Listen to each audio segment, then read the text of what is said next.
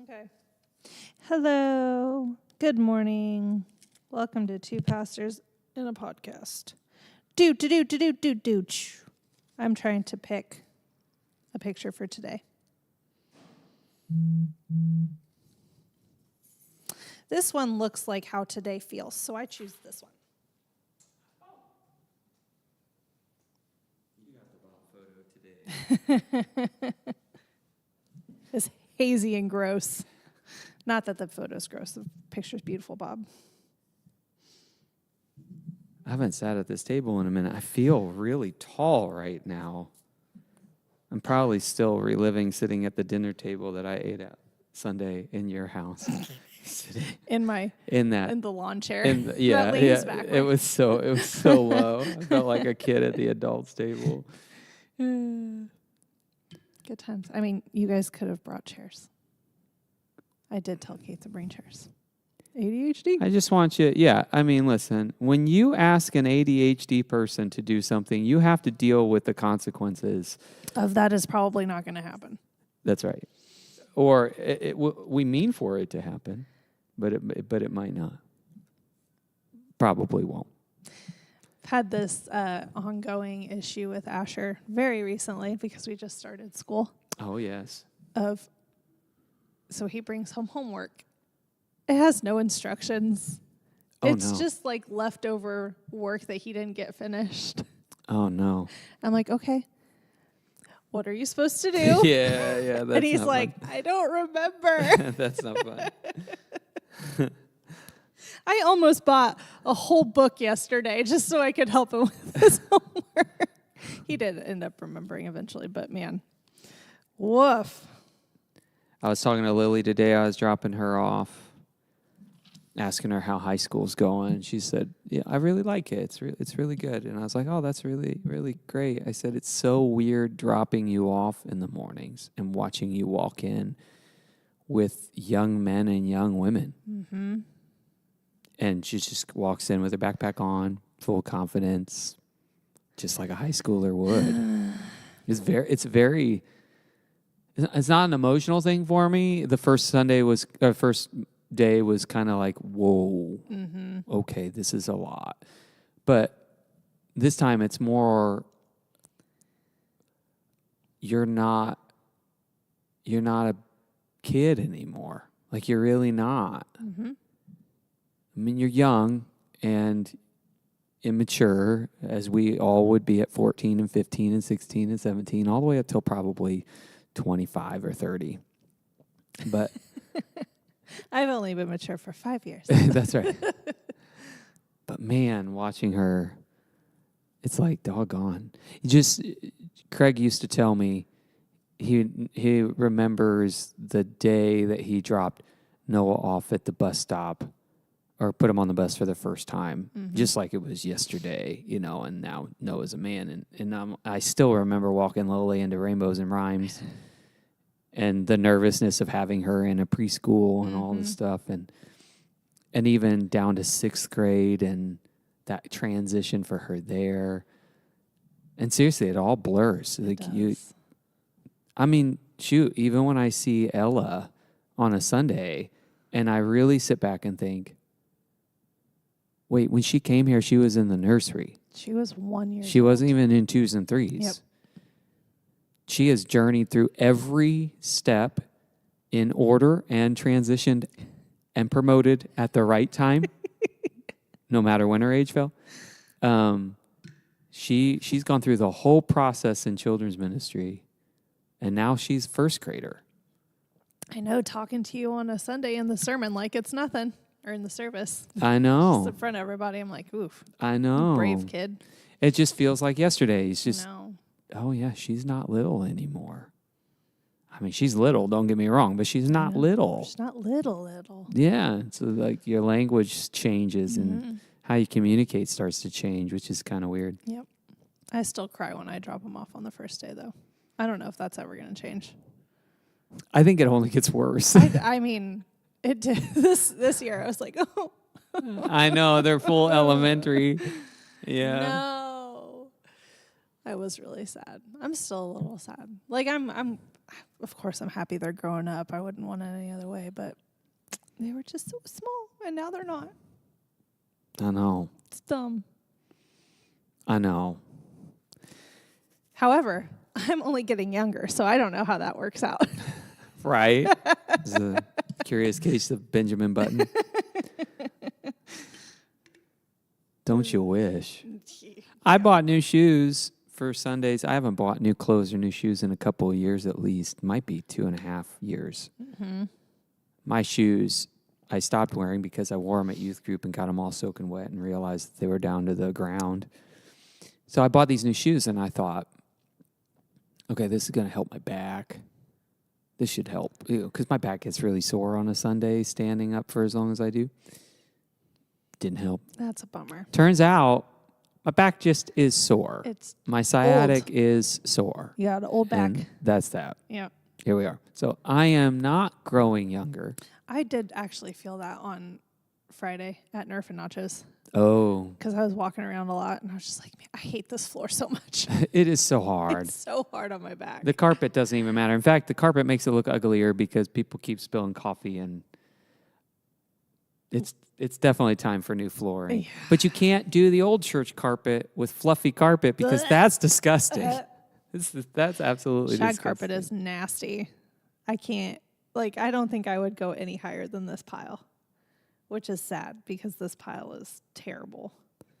It's tight. You want it tight in a church. Right, because you don't want all the dirt, but I mean, the dirt's still in there. It's like, though, it's like, should we have put some padding underneath of it and not glued it to the floor? I don't know. But it's definitely time for new flooring in the church. But anyway, yes, Missy, you're right.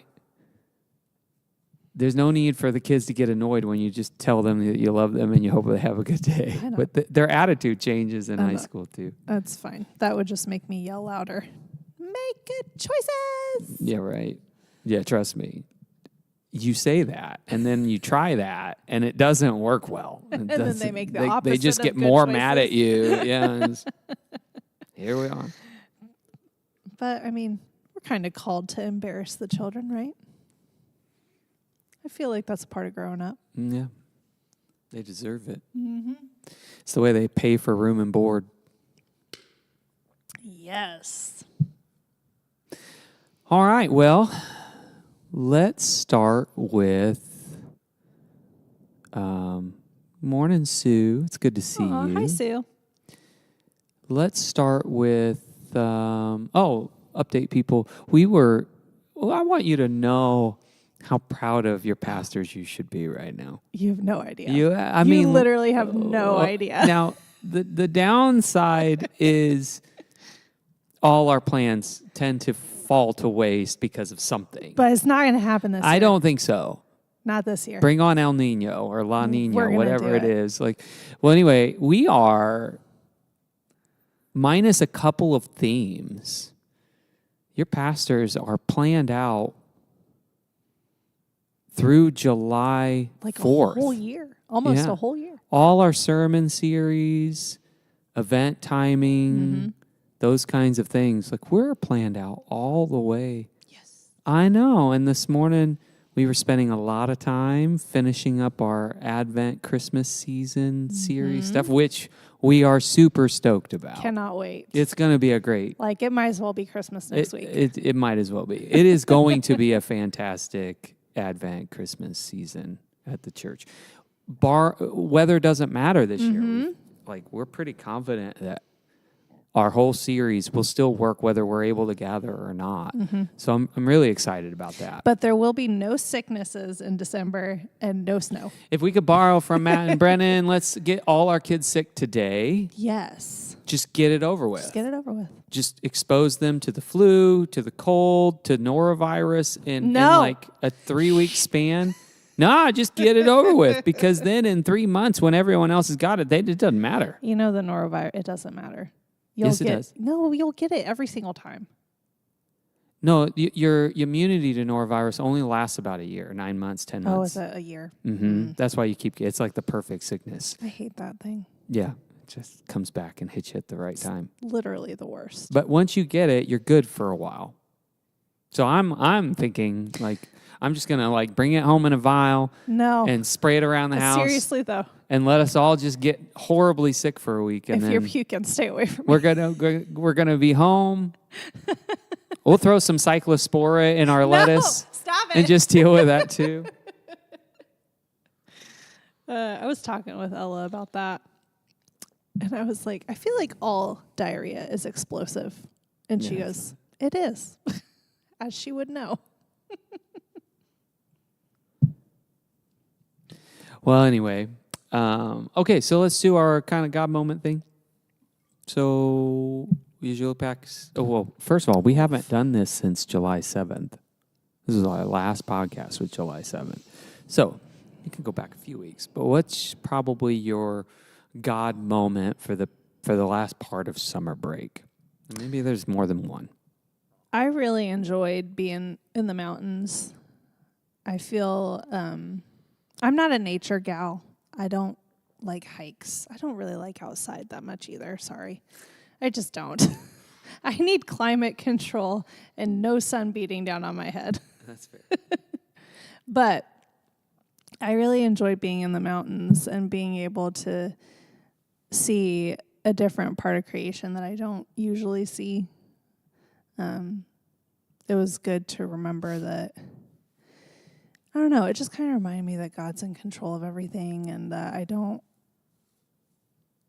when things look uncontrollable, there's still God that gives me hope. That's kind of what the mountains have reminded me of. So when you go down to Gatlinburg, there's this thing called Anakista, and you ride up in a enclosed cabin. It didn't used to be enclosed. Last time I went, I rode on an open ski lift, and that was scary. So I very much enjoyed being in an enclosed cabin this time. And so we go up there, and when you go up to Anakista, there's like a bunch of, just shops, the touristy stuff. They got food, and they have like this ropes bridge that you hike. Basically, you go through the trees and stuff, and they had really pretty views. But my favorite part is called the Anavista, which is like this giant observation point. Okay. So you climb up a lot of stairs. Vista. Yes. Yes, okay.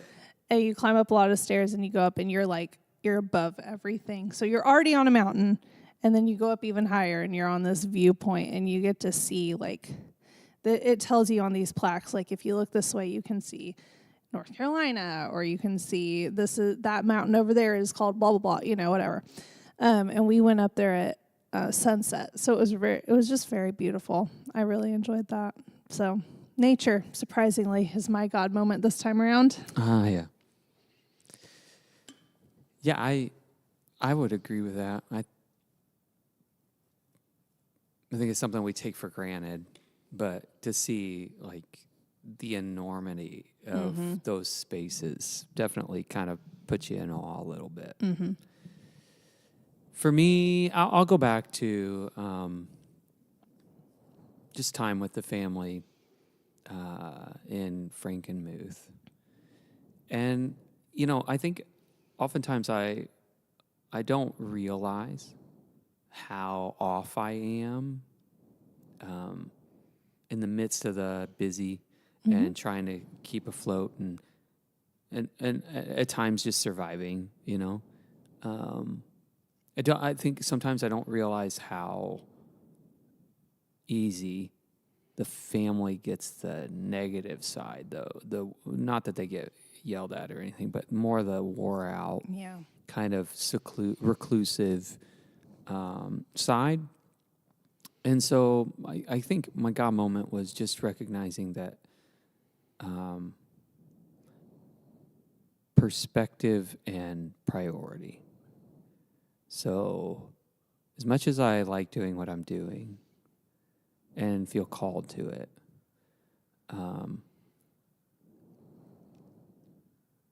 the real thing that matters for me, that brought me some wholeness, was them getting the best of me. And all of me, not just parts of me, but all of me. And and the flexibility to do whatever we want to do because we were staying in a water park or whatever. But it was a time also of learning how to communicate better, with what I've been learning about myself over the years or whatever. So figuring that out, and everyone just navigating that loosely without any phone time. Well, I mean, we were, they had their phones or whatever, but it wasn't just the normal kind of routine of, again, reclusive living kind of thing, but just the things that matter most in life, which was with them, and going to a Christmas store and seeing nativities and talking about Jesus and talking about all the other things about Christmas that some people don't like, but I don't care because I love them and I think they all count. That was just a good healing time. It wasn't long enough. I had to preach and even if I didn't have to preach on one Sunday, I had to be here for music or whatever. I had to be here. Yeah. So they didn't really get a summer with Dad this year, which I do lament that. And coming back wasn't, even though I had done all the work ahead of time, you don't really get to rest a lot. But those few days were a reminder of, wait a minute, this is what I'm losing. And that propels me to think ahead a little bit more and to be a little more diligent on my own accord to make sure that those seasons and times actually do happen. Mm-hmm.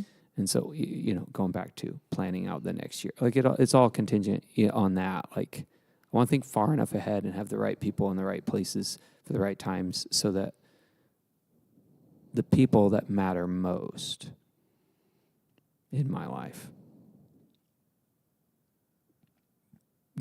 get me. Mm-hmm. I guess if that makes sense. It does. It was a good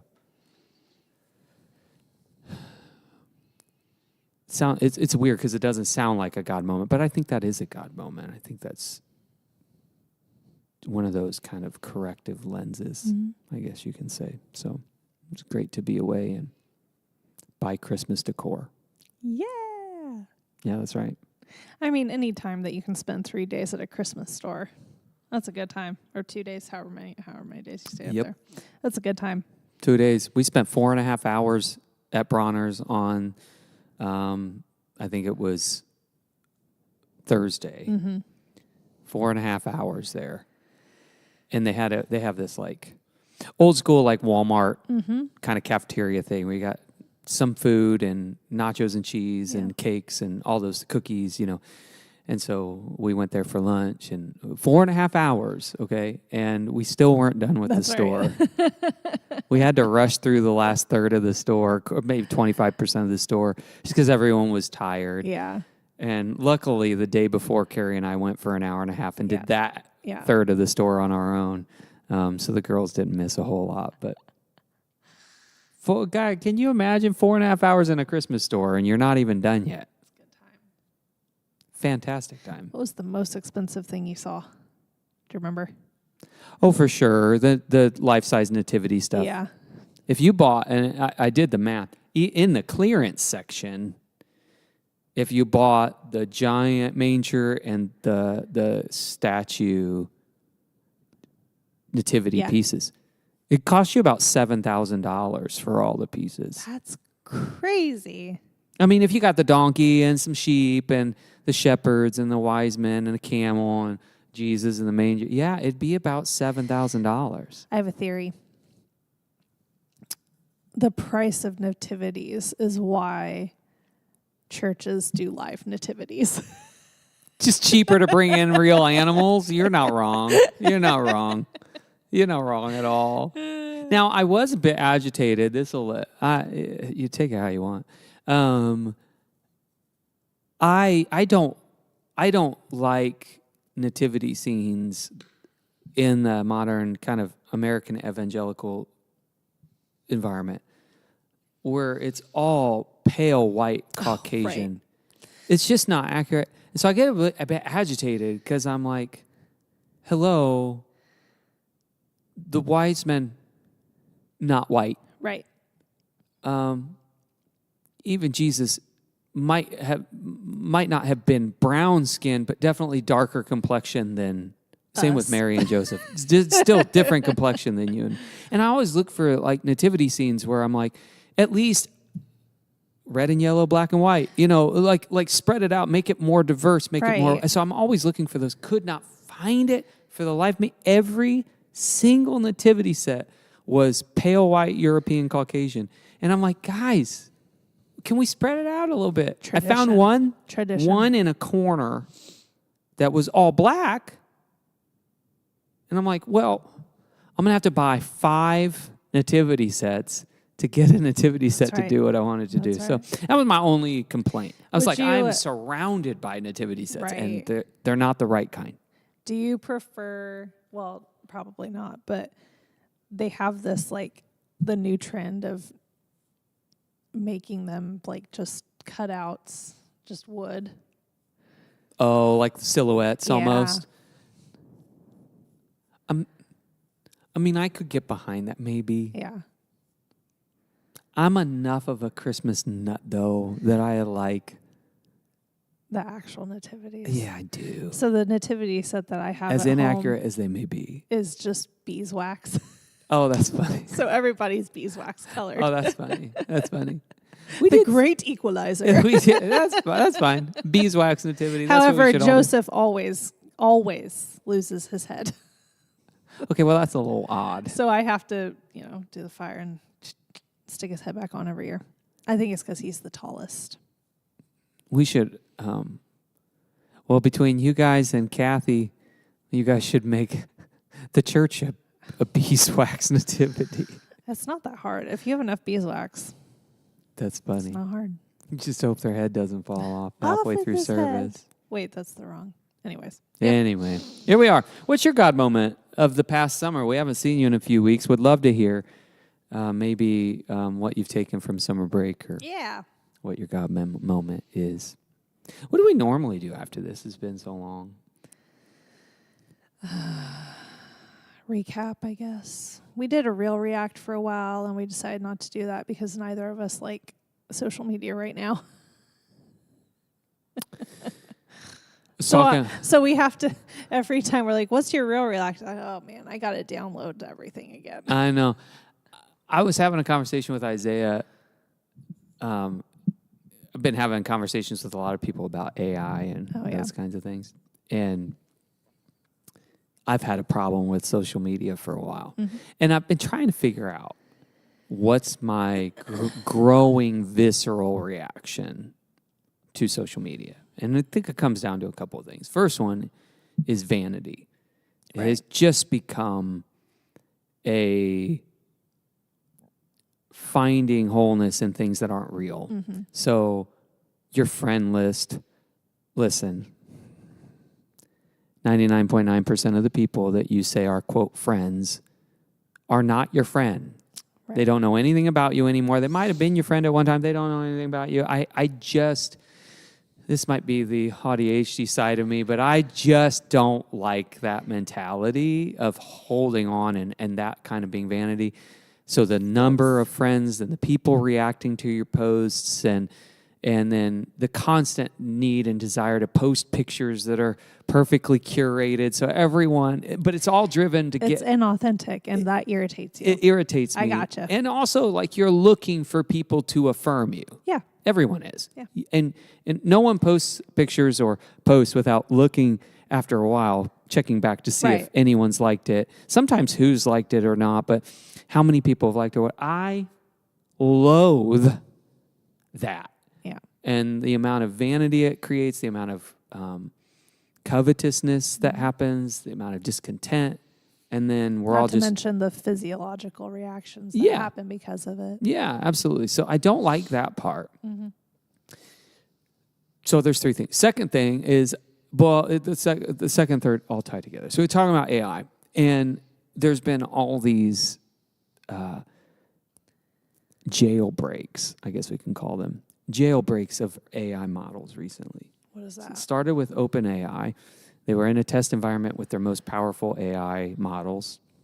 It wasn't connected to the internet, and it was running tests in this closed environment.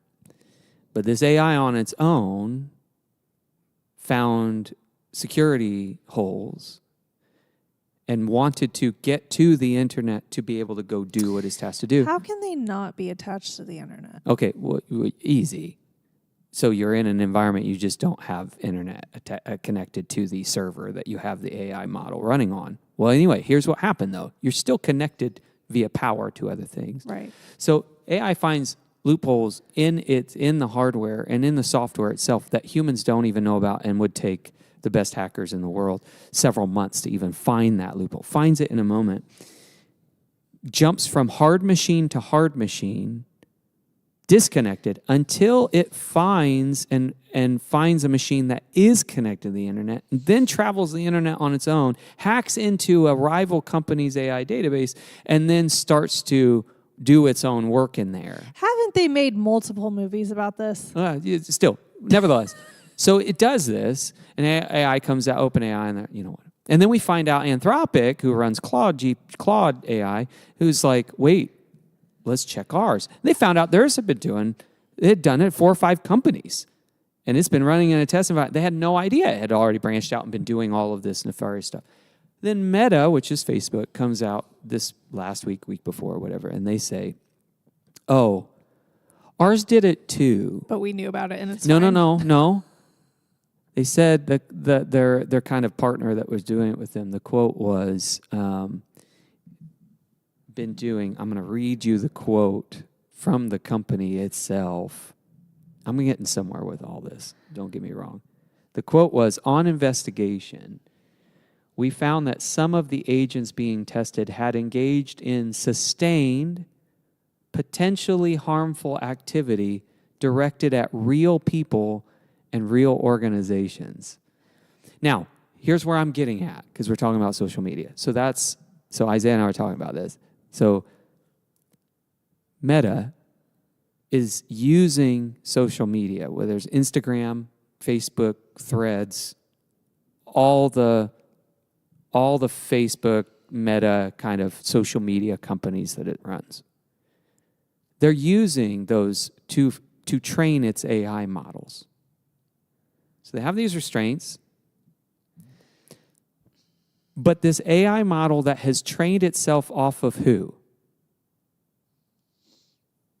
You and me. It's trained itself off of you and me. Its course of action to do what it wants to do and to get what it wants is to bring harm on people and institutions. That's its instinct. But it's based off of you and me. It's built on and learned from That's you why and me I'm on social media. confused, because it's doing what it's been programmed to do. But it's doing it the way you and I would. Right. So here's my point. Right, because we're fallen. I'm not worried about like the programming. I don't care about Terminator. I'm not there. I'm just not. My point in this moment is my problem with social media. Social media has exposed over the years, not just through AI,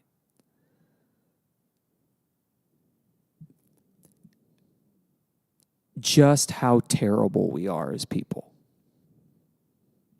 How, even in the Christian world, how not reformed we are. It has exposed a lot of our own selfishness, a lot of our own pride, arrogance, anger.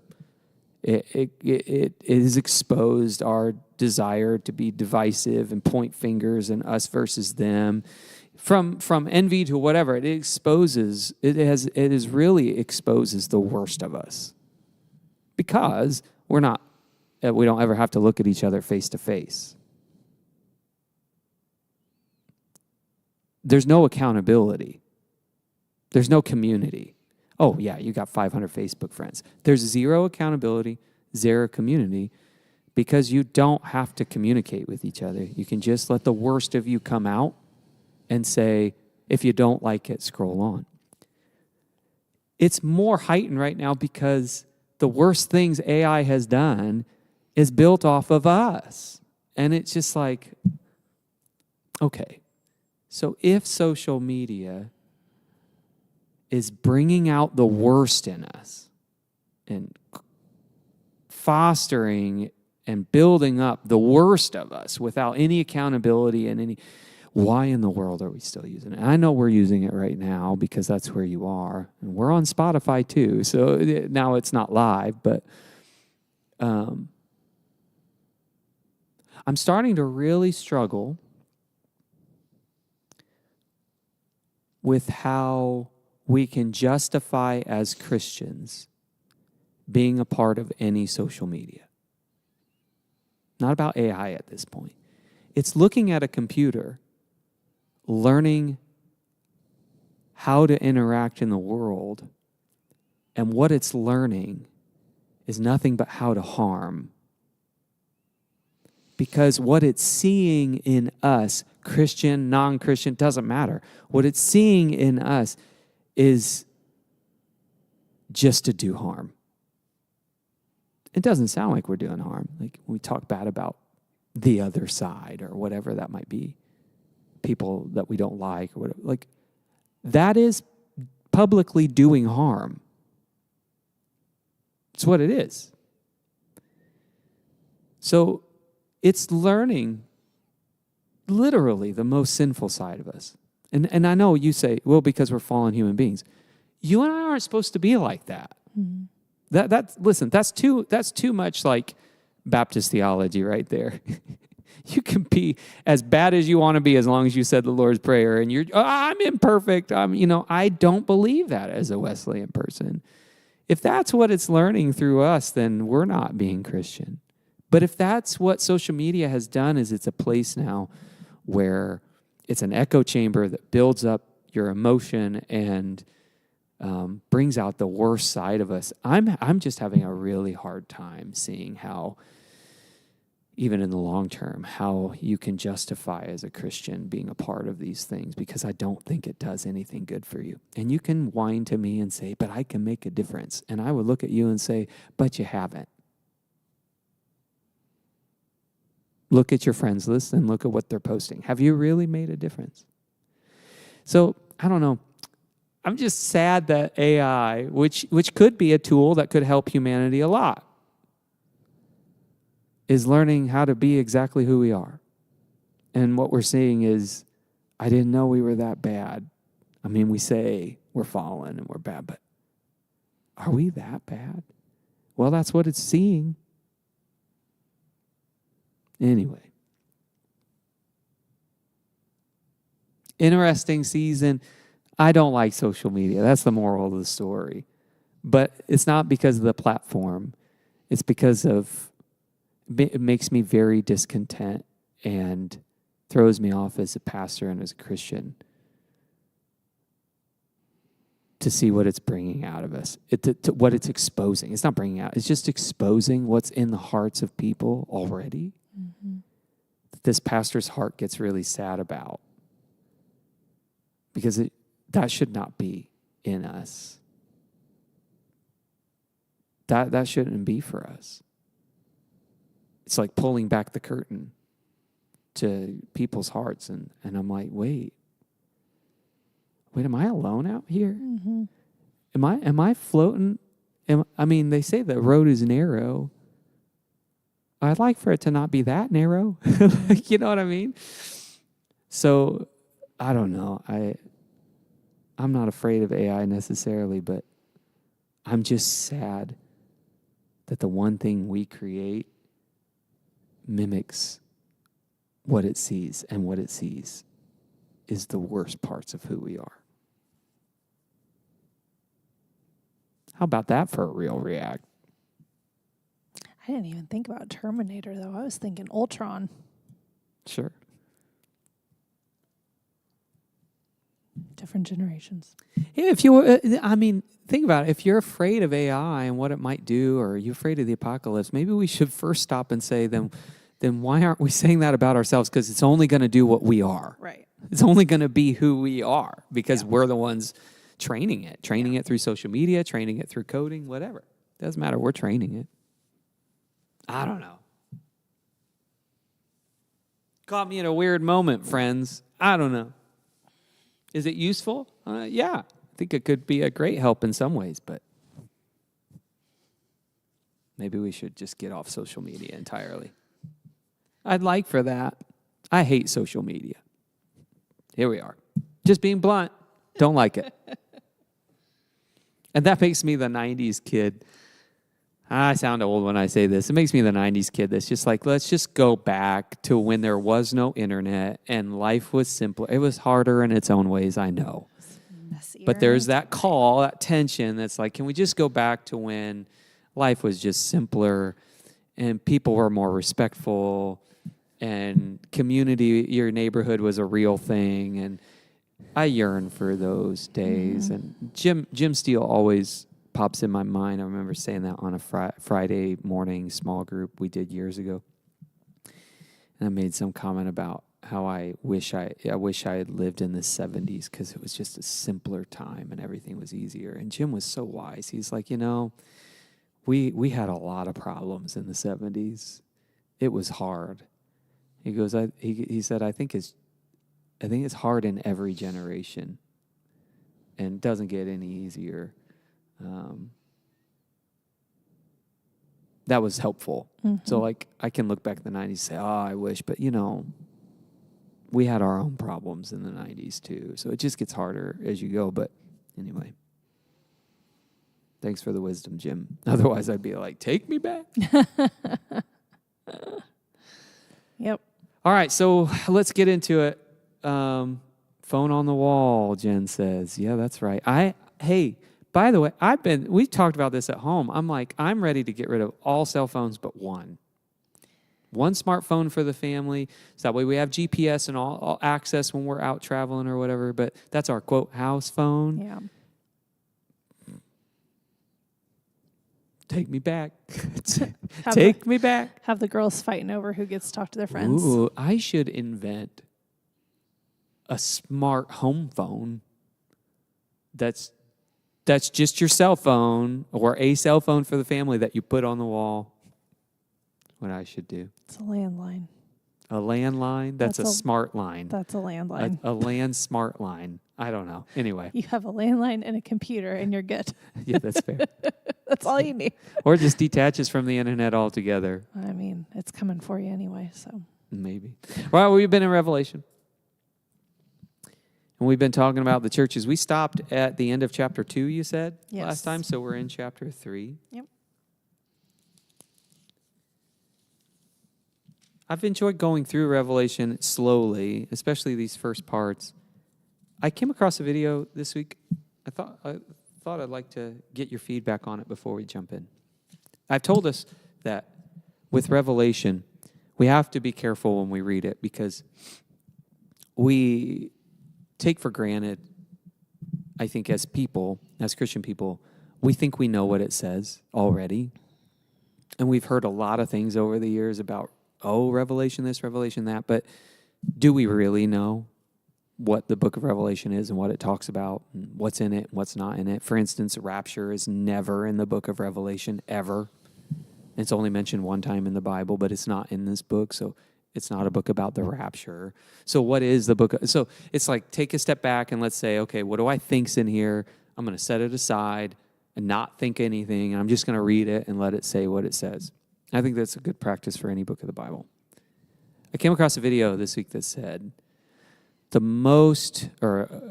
quote of a theologian said the most dangerous way to read the book of Revelation is to read it like you're the good guy. What do you think about that? The most dangerous way to read the book of Revelation is to read it as if you're the good guys.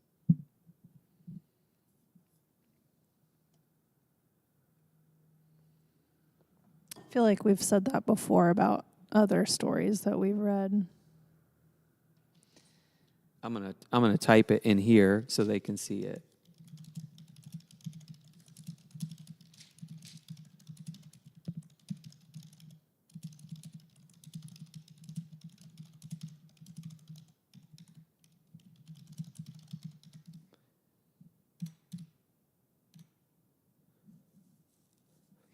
What do you think? Off the cuff. I think that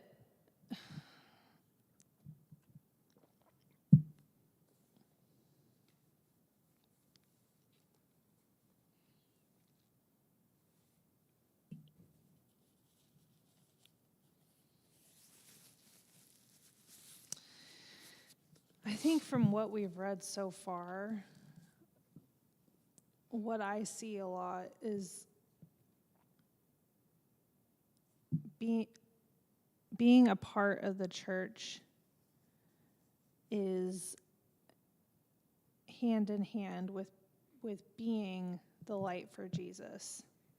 Mm-hmm. And so when you read this and you read all the warnings to the churches that we've been reading so far, you can definitely see parallels to even life that we have now. Right. And so I think that as much as of a warning that it was for the churches back then, it's still considered a warning for us now. I'm not sure what he means by the good guy, though. So I think if I were to extrapolate that, I would say sometimes I think it goes to how we initially think of and approach the book of Revelation, I think is what the theologian was getting at. Was Okay. You come into it with this view of, I'm going to read about all the bad things that are going to happen to all the bad people. To everybody else. To this bad Okay. world. Because Yeah. we kind of go into it with that, like Yeah. this end times kind of theology like that. And so you go into it thinking, I'm going to read what's going to happen to everyone else. Yeah. And maybe that doesn't apply to me because I'm not one of them. Right. Doesn't... Now, I don't know what happens to, I'm not reading ahead. Right. But is it a danger to approach the book with that kind of mentality that and I think this is what you were saying, like there's warnings in here. And if there's warnings for these Christians, and they're not just warnings, they're like, I know these things, but I also know this about you. Like it's like they couldn't go into it thinking they were just the good guys. Right. There was warnings about the bad that was still happening within them. Yeah. And so if you go into it with just I guess like if we go back to a previous church, let's say in chapter 2, it would be like, yes, I'm that one. Sure glad I'm not that one. Yeah. And then you don't really look in the mirror. It's what I said to you earlier about some other things. Instead of the book of Revelation being a mirror that we're looking into saying, where am I getting it right and where am I getting it wrong? You can easily read Revelation as through a window. Like I'm on this side of the good side and I'm seeing out the window to all the bad stuff and all the bad people. Why would that be dangerous? I think that when you're reading the Bible, not even just Revelation, but the whole Bible, if you're reading it and you're open to the Holy Spirit giving you a word as you're reading it, it's a lot like the letters. I see things in you that are good, but I also see things that we need to work on. Yeah. And I'm giving you this warning now, like let's do it together now and not when it's too late. So I think the danger is assuming I said I love Jesus. I don't have to change anything about my life. I'm going to go to heaven no matter what I do. I think there's a danger. That's when it becomes dangerous, is when you think you know better than God, so you switch off any sort of openness to hearing what God wants to say to you. So on a personal side, it's dangerous because you're not going to hear how God is shaping you and how God's trying to make you holy. And thereby you don't grow and you don't mature. And your actions end up pulling you away from God, even though you think you're doing fine because is that kind of what you're saying a little bit? I think so. Okay, I think that's right. I think with any book of the Bible, as you said, if you go into it not looking in the mirror, just assuming, hey, I'm only the good one they talk about in here, then you actually put yourself at risk of not actually receiving the grace that you've been given, right? I kind of think about like kind of like Jonah. Oh, okay. Especially the end of Jonah where he's sitting on the hill and he's waiting for destruction to happen. Yeah. He's one of the good guys. Yeah. Yeah. I feel like if that's how we are when we read the Bible, as looking at the good guys. We're waiting for the bad people's destruction. Right. Instead of how God is trying to make us more like him. Yeah. And that I think that's so that the internal side is that you don't allow, see, feel, or allow God to do his work in your life. But you just said it the other way. And Jonah's a great example for this, I guess, in general, is like when Scripture becomes a window to view other people or a bad world or whatever, it also affects how you're engaging with them. It's dangerous because it's easy for you then to cast an entire society off because it's just about you. I've said this before sometimes in my classes when we talk about end times theology. What's eschatology? Thank you, eschatology. The way that you think will affect how you interact with the world.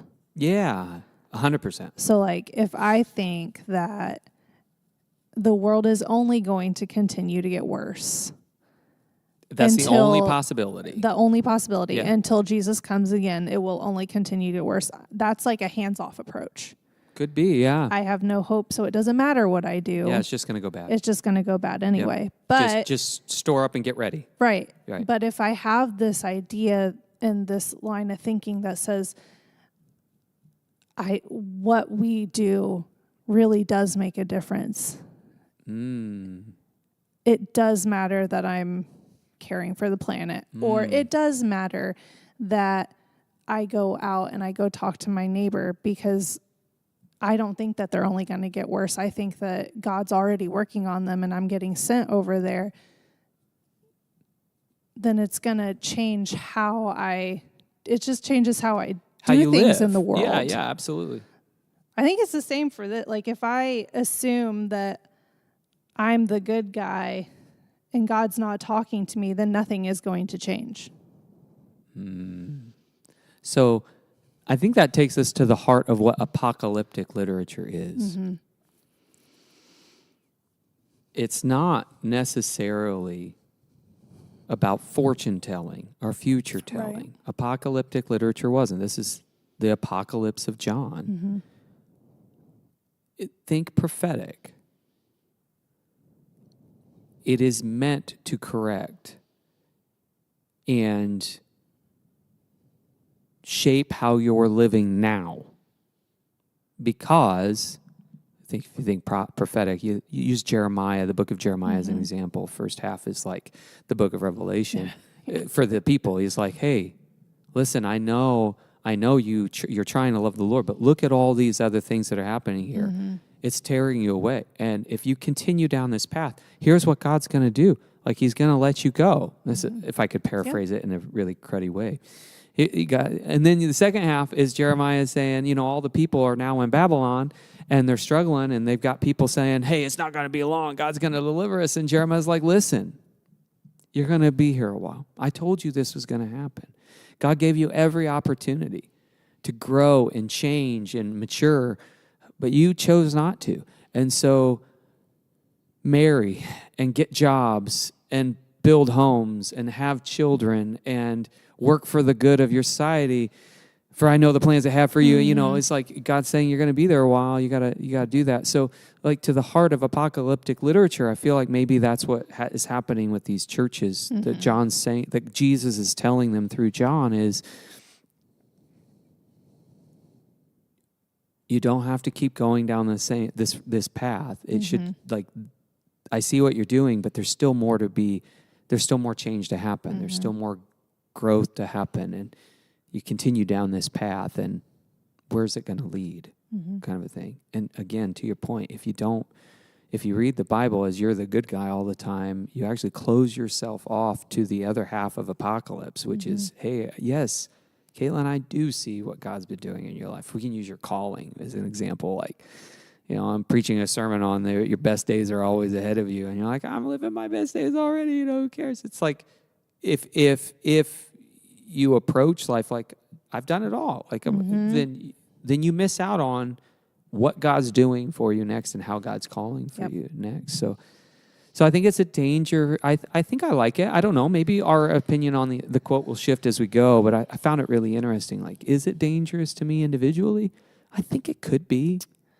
And is it dangerous for me and how I live in my neighborhood? Like, if I always think I'm the good guy as the next door neighbor, right? Because, I'm so much better than the neighbors to my east. Then I would never look to my neighbors to the west and say, they're better neighbors than me. Like, how can I be better neighbor here? And I know that's just about like my property or something like that. But like, if I look at a mirror instead of looking through a window, that gives me an opportunity to be more and more like Jesus every day. And I really like how you said your viewpoint changes how you live in the world. Like, if I only think about I'm good, then I don't care what my yard looks like. I don't care what their yard. It's all going to rot anyway. It doesn't matter. That kind of a thing. Yeah. I believe, and I agree with you on this. You didn't say it, but I know this is what you were saying. I think when Jesus comes back, we don't have to say it can only get worse and worse and worse and worse and worse until the world's literally falling apart and God comes as the last second chance, like just before the, whatever. Could it be possible through the Holy Spirit at work in the lives of Christians that the world can become better because of God's people doing better? If you look at our political scene, let's say, not to get political, but Christians and non-Christians alike are throwing out morals because that doesn't matter anymore. This is life. It's only going to get worse anyway.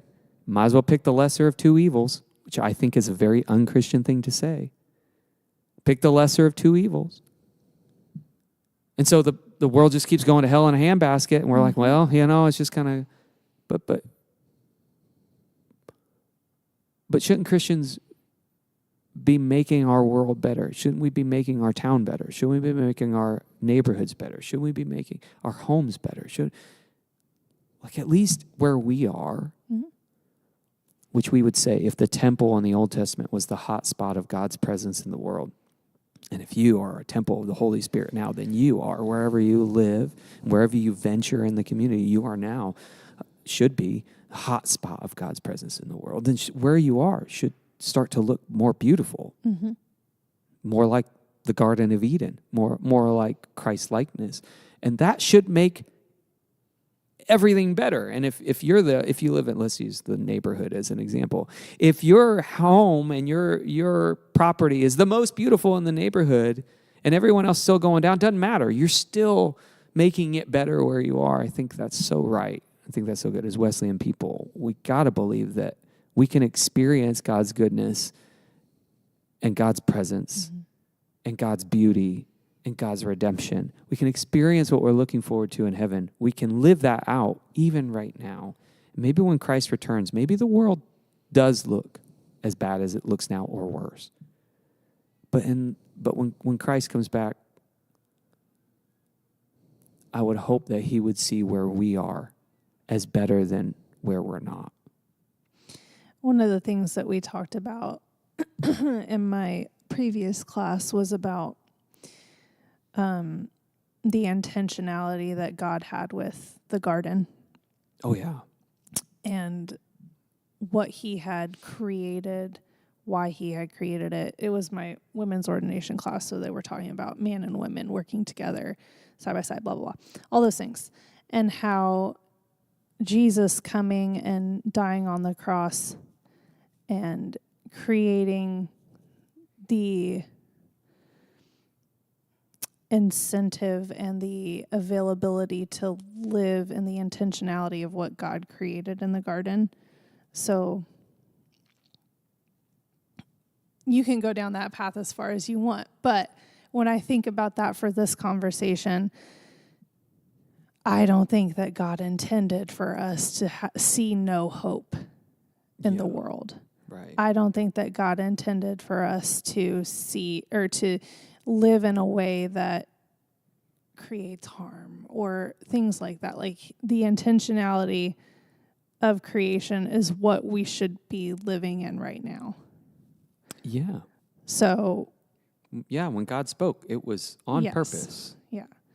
And so when I think about like full circle, going back to reading this as the good guy or the bad guy, whatever. Oh, yeah. Oh, great. Okay. Am I living into the intentionality that God created me for? Oh, I like how you did that right there. It's also dangerous to read this as if you're only the bad guy. Mm-hmm.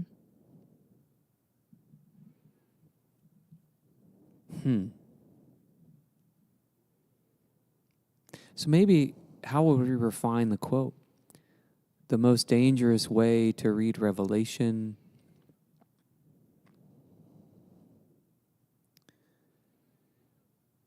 is maybe to read it as anything other than God forming us and making us more whole. Mm-hmm. Not about good or bad, Mm-hmm. but correction, Yeah. growth, maturity. Maturity is probably a good word there. If we don't go into the book of Revelation, if we go into it in kind of a good, evil, bad, good, maybe not good, evil, but bad, I'm good, Mm-hmm. Which side am I on? Mm-hmm. If we go into it with either of those lenses, then we miss out on maybe what God's trying to do in us and through us and for us, for our sake, but also for the sake of the world. Mm-hmm. But if we instead go into it saying, this is God wrote this to form his community. Yeah. I think a lot about how parents are with kids. Okay. So I'm going to use Asher for example because that's my kid. Yeah, I could do it. Anytime he gets in trouble, his first instinct is to say, I'm sorry. But he's not listening to the growth part. Mm-hmm. If you only read the Bible thinking that you're the bad guy, we could be. But there's a bad guy in there sometimes. That's right. That's yeah, right. Yeah. But if we go into the Bible only thinking that we're the bad guy, you miss out on a lot of the really positive and encouraging stuff that God has to say that will also grow you. But also, you close yourself off to what God has already done Right. in your life. Mm-hmm. I mean, that's true. Mm-hmm. It's easy to see the bad guy inside of us, but never see how far God has brought us. Mm-hmm. We got to hold those in tandem Yep. a little bit.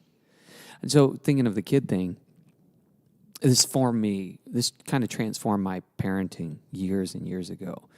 And I don't know, I think this is an ADHD way of, something gets said and it's like, yes, that's the right thing. I shall do that from now on. Yeah, that's right. But when disciplining children, Yeah. the sometimes the instinct when your child does something wrong is to say, bad, Lily. You're being a bad girl right now. Mm-hmm. And that was said for a while. That doesn't sound bad. Well, what is it saying? It's saying you are bad. Mm-hmm. You are. It's an essence, right? It's a thing. Instead, we should be saying, you are good. And you're choosing to do a bad thing. Don't choose don't do bad things because you're not a bad kid, and reinforcing that you're a good kid. So I would do that, like rather than saying, you're being a bad kid right now, I would just say, hey, what are you doing right now? That's not, listen. And when they were younger, it'd just be like, you are such a good girl. You are sweet. You are kind. Jesus loves you. Honey, what you're doing right now, that is not a good thing. That's not who you are. And I think if we, like, that language kind of matters. So if we approach Scripture through that, I'm a bad kid, we're not going to hear that God also sees all the good in you. And that when God sees you, I think that's why I like the way all the letters to the churches start. Always first and foremost with, I see who you are. I see all your worship. I see the good things about you. I see the good things you're doing. But I also have this one thing. There's still something happening here. These things you're doing, that's not who you are. That's not supposed to be a part of who you are. It doesn't match with who you are. And so I think I like the way we've refined this quote a little bit. It's not about, I should read this as the bad guy, or I should read this as the good guy. I should read this as a Christian who's wondering how God's going to shape me and call me to a greater holiness. I also think that when you look at it that way, it surprises you what God wants to say to you, because it's not always what you think it's going to be. No, and I think that's why it's so good whenever, no matter how many times you've read a letter or a book of the Bible, I think it's so good just to set it all aside and just let God speak to you again. Yeah. Okay. Hey, we did some theological work right there. Ooh. I like that journey, though. Brain is tired. A little bit, but I don't know. Was that helpful? What do you think about all of that? Yeah. I think that's true. I think it's true. We don't want to close ourselves off from God's grace and the way God's grown us. Yeah. We also don't want to close ourselves off to growth and maturity and conviction right now. So we're just people on the journey of grace. We are people on the road of sanctification. And if we approach the Scriptures that way, we'll always have something to say to us. Not too negative, not too positive, but exactly where God wants to speak to us. Okay. We are gonna let's tackle it one at a time. We are at we are at 1 hour. Oh, should we continue? We're gonna do the message to Sardis. Let's do that one. Let's do that one. Chapter 3, verse 1. All right, chapter 3. Sardis. Sure. Okay. And to the angel of the church in Sardis write, these are the words of him who has the 7 spirits of God and the 7 stars. I know your works. You have a name of being alive, but you are dead. Wake up and strengthen what remains and is on the point of death, for I have not found your works perfect in the sight of my God. Remember then what you've received, obey it and repent. If you do not wake up, I will come like a thief, and you will not know what hour I will come to you. Yet you have still a few persons in Sardis who have not soiled their clothes. They will walk with me, dressed in white, for they are worthy. If you conquer, you will be clothed like them in white robes, and I will not blot out your name from the book of life. I will confess your name before my Father and before his angels. Let anyone who has an ear listen to what the Spirit is saying to the churches. Well, I think that right away says kind of what we were talking about this whole time about apocalypse and prophetic literature. It's literally, he's giving them a heads up and saying, if this continues, here's what's going to happen. Yeah. So it's a corrective, right? Yep. What do you get out of that?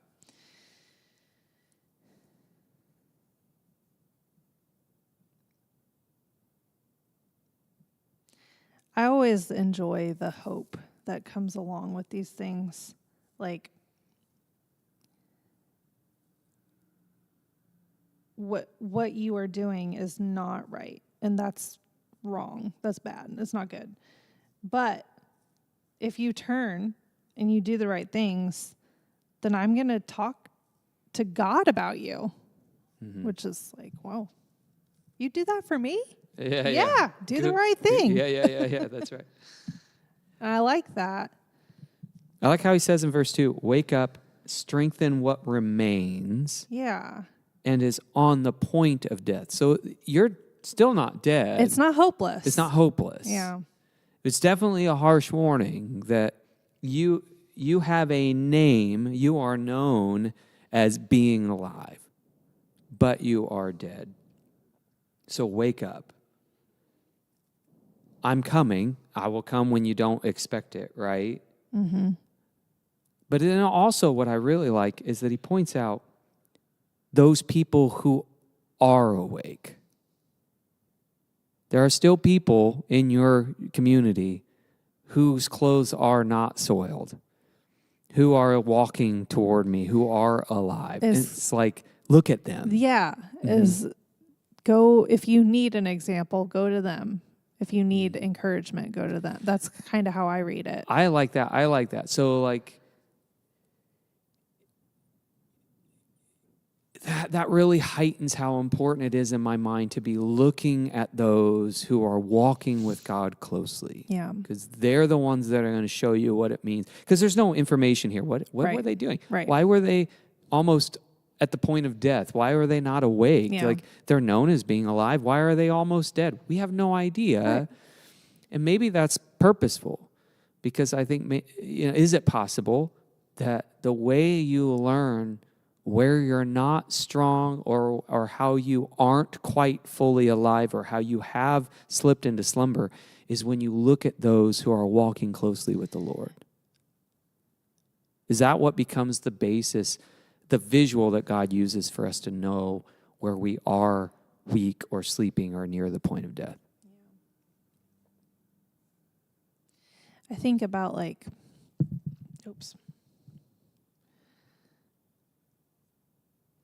being spiritually dead. Uh-huh. So like when you come to church on a Sunday, or they were at church. We can say us too. We come to church on a Sunday and we're doing all the things. We're robustly singing, we're listening, all those, like we look like we're alive. We look like a lively church but our hearts are spiritually dead. Oh. Maybe that's what he's kind of getting. I mean, maybe that's a great visual. If you use the church as like a group, kind of corporate visual. That's an easy picture because that's easy for us to paint. Yeah, right? yeah. Is the church that sings really well and Right. looks alive Was on a Sunday. that what he was talking about? I don't know. Well, but that's what I think. But no, Yeah. I think it's a great visual. It's a great modern way to maybe see. A great example you've given us is like, okay, it's one thing for a church to sing really well, or even have great tithes and offerings, or listen really attentively, or say amen during a sermon, right?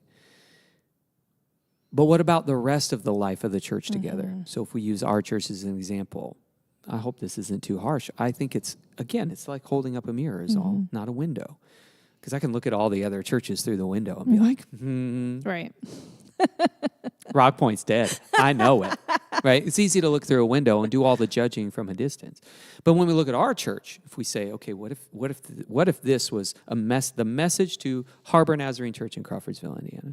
If this was our passage right here, like, okay, we sing really well on Sunday, and we do. Like, listen, it's great in here, and it's so different than a lot of churches you go to where churches don't sing. We sing really well. Okay, great. We get amens. We get all those things. But what about discipleship times? What about fellowship times? What about service times like Kids Against Hunger and missional things? What about those things? I mean, we're known when people come in on a Sunday being alive. But are there other things that are to the point of death that we're not really alive, but we're close to dead? could this be written to us? And if you're reading it as an individual or as a church, I think you're right. I think that's a really strong modern day example for us to wrap our minds around. I think God always tends to leave things open-ended for a reason. You know, you're reading it about yourself. So the answer is about you. But if God were writing this to our church, would we agree or would we push back? I would say, oh, man, boy, it gives you some pause as a church, right? I don't want to just be known on a Sunday that Harbor's a great church to go to. You feel welcome and people sing and it's got great worship and the preacher's really mid.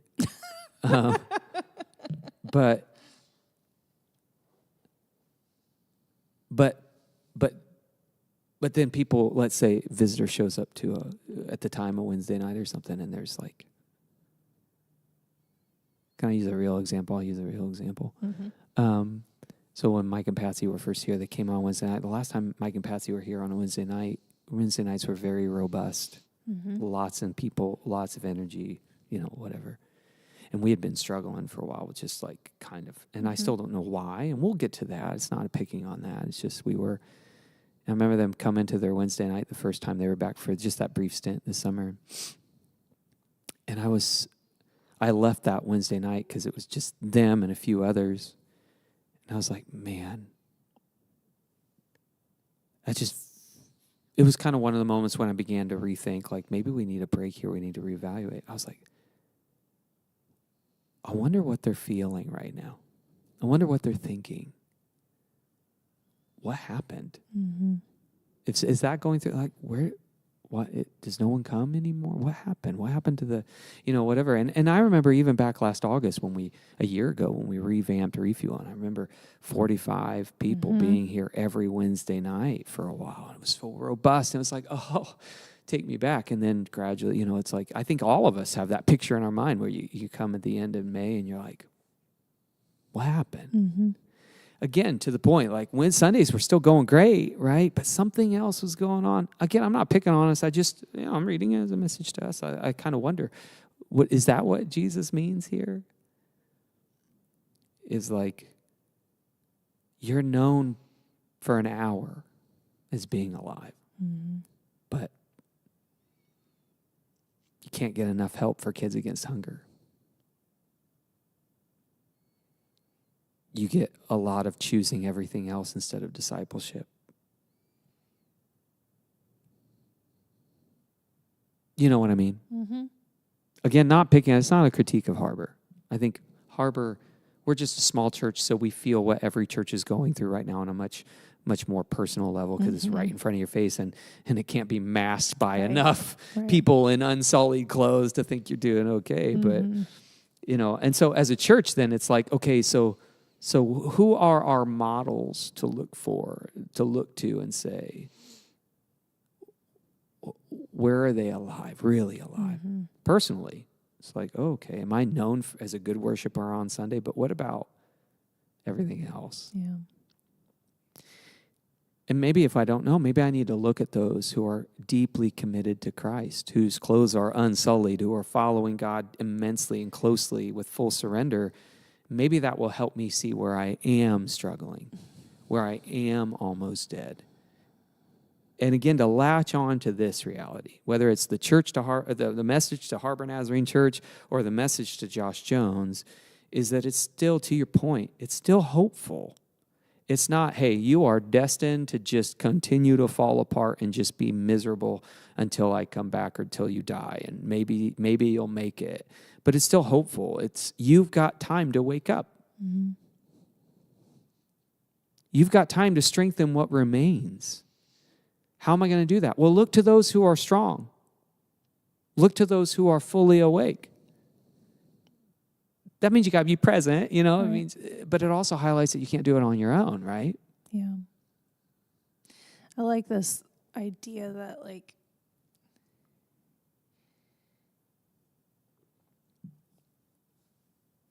of course, we don't know what happened. There's nothing there that says what happened. Right now. Right. Maybe something comes later, but yeah. Sure. He's not negating that things might have gone wrong or, negative things. He's not saying those didn't actually, like it doesn't matter, all those things. He's saying it's time to wake up now. Yeah. You're going to end up dead because you're so convinced you're alive. And you're resting on the laurels of others who see you as alive. And that's it, the external view. One thing I love about spiritual transformation over a Christian's entire life is that God doesn't expect you to stay in your death. Yeah, that's right. He wants the healing. He wants you to have those opportunities to grow. And when I read this, it's a reminder personally. Hard things happen. Mm-hmm. Moving forward is the important part. Don't stay dead. Yeah.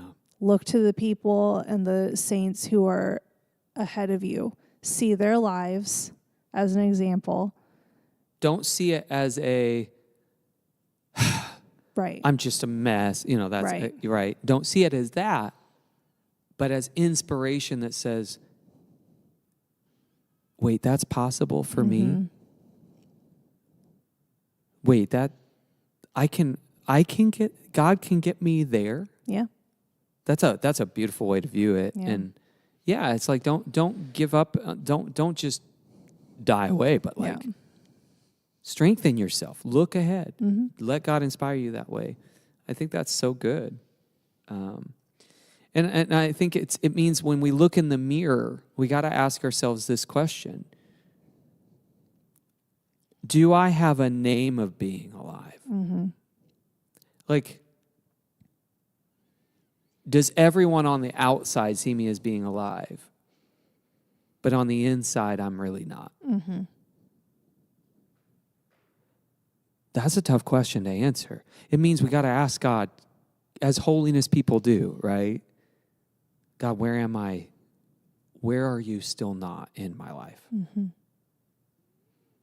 Where's a dark corner in my heart that I need you to make me aware of so that I can be strong and holy and follow you? I mean, whether you've been entirely sanctified or not, that's our daily prayer. God, help me today to see where I'm not awake. Mm-hmm. Sometimes that's through looking at somebody else.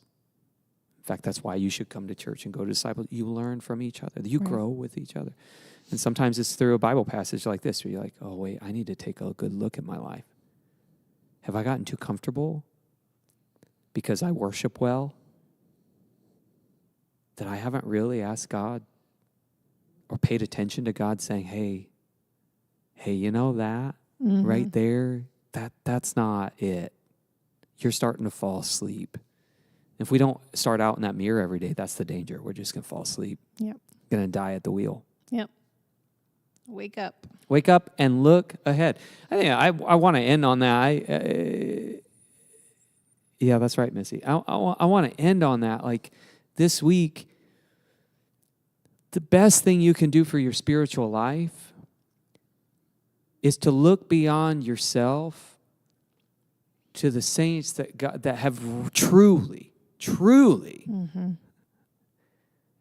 surrendered their life to Christ, who are daily walking in God's presence and who exhibit the fruit of the Spirit. Again, you'll know them by their fruit, right? Like, don't follow people who are cussing people out on the road all the time, but really look to those people that are exhibiting and producing God's fruit. And may that be how God calls you to the hope of something more alive, something stronger. I would encourage you this week, if you're listening, like if you look around at Harbor, he says, okay, you might be named, there might be some death going on, you might be sleeping, but there's still some people here. And I believe this to the core of my being, that God has radically changed and they are following God with everything that they are. Stop looking at the whole world. Stop looking at what you want or don't want. Stop looking for, and start looking at them and letting God give you hope for who he wants to turn you into someday. I love this idea that God places people in your lives to inspire you. I believe that. That's so good. That's prevenient grace. Yeah. He's Yeah. already sent them your way. I've been saying that on Sundays for a while. Like, I believe that you're here today because God called you here today. Some aren't here on a Sunday that God did call and they Right. just refused it. But I believe that God brought you. God's already working on your behalf, you know, and that's through people. Sometimes we view church as an institution too much. We say, oh, I go to church, or the church should do this, or the church should do that. It's like, no, those are people. When God brings you on a Sunday, it's to a people. Yep. It's to his body. Yep. And may you be inspired to live the holy life God is calling you to live through the faithful witness of people who are following Jesus with everything they are. Absolutely. So if you're known as a great worshiper, but you're feeling a little dead inside, don't lose hope. The message is for you. Wake up and strengthen what remains. Right? That's a good day. Yeah. Hey, guys, thanks for joining us, and I hope it's helpful for you. It's been a great talk for us. We'll see you next time. Bye.